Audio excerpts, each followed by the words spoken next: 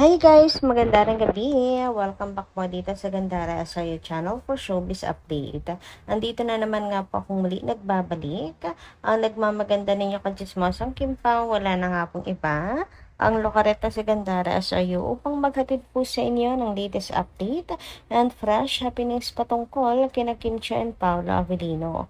And para nga sa gabing ito ang tatalakayin naman natin at pag-uusapan ay may kinalaman nga po dito sa plano at balak ni Kimi na iwan ang mundo po ng showbiz. At nakaka-excite po itong update na to kasi sana nga 'di ba ito ang pangarap ng mga Kim Pao fans para sa kanya para makapagpahinga na rin. And tungkol po kung nakapagpaalam na ba si Chinita Princess. Pero bago po ang lahat, sa mga di pa nakaka-subscribe sa ating channel, maaari lamang na pindutin po ninyo ang subscribe button natin at notification bell na nariyan sa baba upang kayo po maging updated at ma-notify tuwing may bago tayong chika at balita hinggil sa Kim Pao. Basta mga balita na may kinalaman kina Kim Chiu and Paolo Avellino, sagot na nga po natin yan.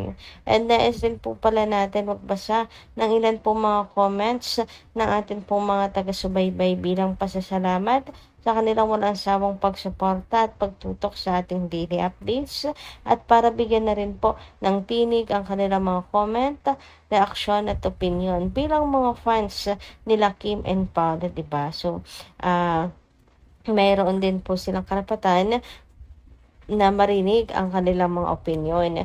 So, eto nga ang first comment natin na babasahin ngayong gabi ay mula po dito kay Ma'am Remy Ramos. Shoutout po sa inyo Ma'am Remy at magandang gabi. Sabi niya, very true, mas marami yata from abroad. I watch from I Want this morning and this PM.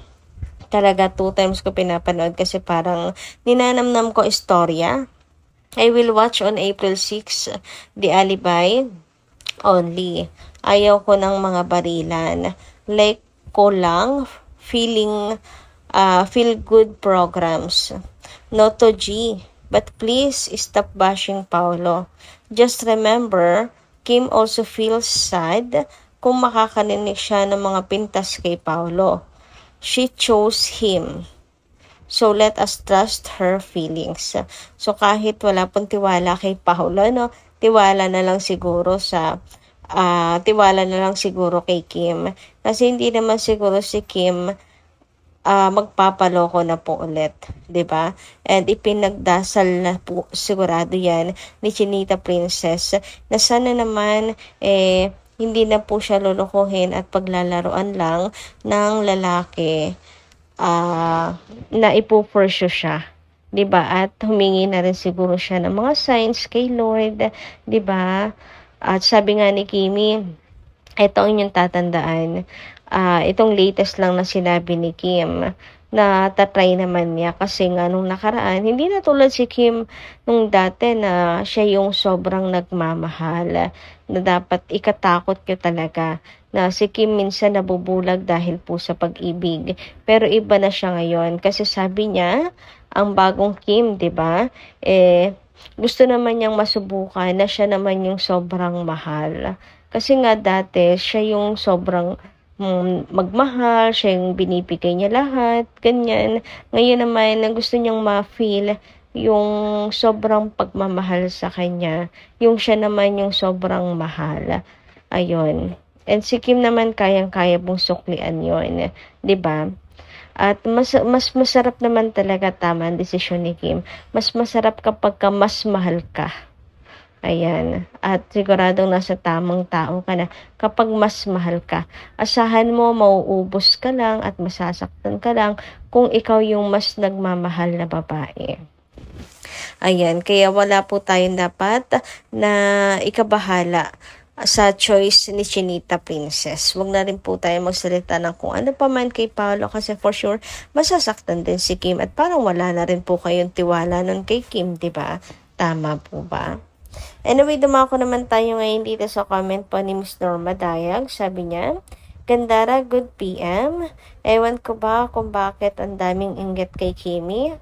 Ganyan ang maraming bunga na kahoy ay binabato para mahulog yung bunga. Hayaan mo lang Gandara yung mga bashers na yan. Time comes na lahat ng ginagawa nila sa KP ay may katumbas.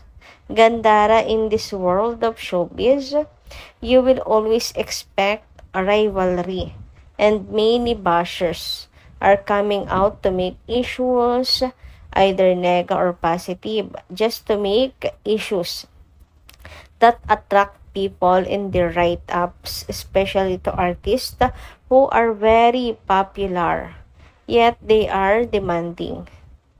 We cannot escape from this reality of showbiz. Basta ako, KP lang, no other artist even maglabadan na New Gen Z, maglabasan na ang mga New Gen Z na tandem. Sila pa rin ang aming tatangkilikin na tandem. Walang iba kundi ang KP. God bless KP! Welcome natin yung new time slot ng The Alibay. Di kami manonood sa Blood versus Duty.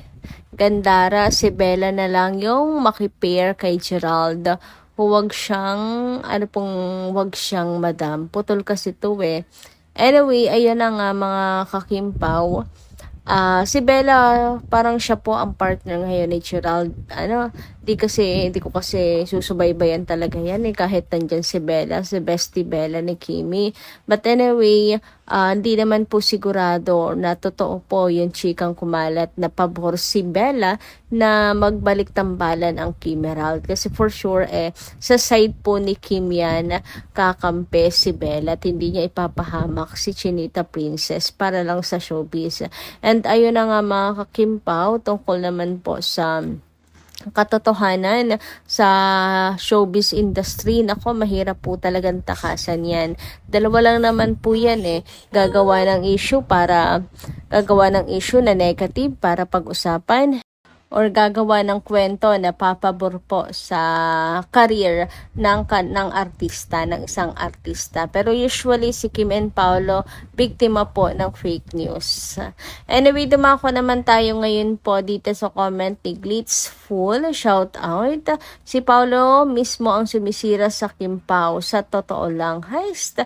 User yan si Paolo. Heist, dati grabe interest niya kay Kim nang di pa sila magkatrabaho. Ngayon pang showbiz na lang dahil sikat na siya. Bumaba ang interes ng viewers ng The Alibay dahil sa selfishness ni Paolo. Imbis na todo promote, nag-shoot ng movie tapos kunyari kasama si Kim. Ang totoo, hindi naman talaga. Gagamitin na rin si Kim to the max. Heist, ewan. Pero wala. Glitz Totoo talagang magkasama sila And hindi niya ginagamit si Kim. Ito lang masasabi ko, hindi totoong ginagamit ni Paolo si Kim. Kasi kung talagang ginagamit ni Pao, una pa lamang po, talagang binalandra na niya ang si Kimi na nandoon. Talagang mayroon pong lalabas na balita. Pero wala, tapos na po lahat-lahat. Saka lang po natin nalaman. At hindi pa po ang Kim Pawa nag-post doon. Meron pa pong iba na nag-post. Kaya natin po nalaman. Pero kung sila lang din, hindi. So, ibig sabihin, hindi po ginagamit ni Pao. Kasi kung tutuusin, malaki pong tulong kung gagamitin nila si Chinita Princess, pero hindi po yun ginawa ni Paolo Avellino. Sadyang gusto lang niyang makasama si Kim, yun lang, at hindi po para gamitin. Kasi tulad nga ng sinabi ko, kung gagamitin niya si Kim, nako, since day one pa lamang, kumalat na po agad ang chika. Pero sa sobrang tagal, natuyo na lang po ang mga Kim Pao fans. Anyway, dumako naman nga tayo dito sa pasabog at malaking announcement, malaking balita na i-share po nila Chang Ami ni Kim Chiu sa Showtime nitong nakaraan. At yun nga, yung kanya pong ginawang pag-aaral po sa Paris. So, sinabi nga po na nag-aral si Kimi sa Paris sa loob po ng 3 weeks. So, yung training na sinasabi, mag-aaral po pala siya sa Paris. And ngayon, napag-isip-isip na mga Kim Pao fans at unti-unti pong napagtatanto na mayroong dahilan si Kimi bakit sa kabila po ng kaliwat kanan niyang ginagawa sa showbiz ay naisingit pa niya ang mag-aral po ng business. Ibig sabihin lang ba nito ay talagang finofokusan na ni Kimi ang kanyang business? Pinaghahandaan na niya ang kanyang buhay sa labas ng showbiz para meron siyang fallback? May balak na ba si Chinita Princess na iwan ang showbiz industry? Na pagdesisyonan na ba niya? Kasi alam naman natin si Kimi advance po yan mag-isip, 'di ba? So para nga naman sakali na iwanan niya ang showbiz ay may fallback po siya, kaya nag-aral na rin po siya ng business para mapalago pa ang kanyang business. Inaasikaso na rin niya yung kanya pong private life talaga as a businesswoman, 'di ba? And alam niyo naman nga, si Kim po ay advance mag-isip tulad na lang ng pagpapa-preserve po niya ng eggcell. So, lahat po ng maaari at posibleng mangyari ay pinaghahandaan na ni Chinita Princess. So, yung pag-aaral po niya sa Paris, pagpunta po niya doon, ay plano talaga niya kasi nagbabalak na siyang iwan ang showbiz industry. Tanong nga ng marami, nagpaalam na kaya siya kay Derek Loren? Ibig sabihin ba nito pinaghahandaan na ni Kim ang future? So kayo guys, ano ang inyong say tungkol dito? Tingin nyo nga kaya ito yung dahilan pinaghahandaan ni Kimi ang kanyang future? Kasi kung iisipin mo, 'di ba, okay naman po ang takbo niya sa showbiz industry. Pero mukhang si Kim ay pursigido talaga sa kanya pong business at mukhang nagfo-focus na dito. Well, sana nga kasi yan po ang gusto ng mga Kim Pao fans, makapagpahinga na po si Kimi sa showbiz industry. Para maging tahimik na rin nga ang buhay niya at malayo na po siya sa bashing kasi halata naman daw na pinupuntiryap siya parate ng mga haters, ng mga bashers, ng mga netizens. Pinupuntirya talaga siya at nakakapagod din yun. Trabaho din ni Kim, halos wala rin pong pahinga, kaya mas maganda nga daw kung may plano na si Kim na iwan ang mundo ng show business. Pero kayo guys, anong inyong say tungkol dito? Ready na rin ba kayo kung sakaling ang totoo na balak na ni Kim iwan ang showbiz? And si Paulo kaya pinagpaalam niya din si Kim kay Derek Loren? Palagay ninyo. Comment ka lang po dyan sa baba. Hanggang dito lang muna ang ating update. Maraming salamat po sa inyong pakikinigan. Kita kasi po muli sa mga susunod natin, chika. Maraming salamat at ingat po kayo palagi.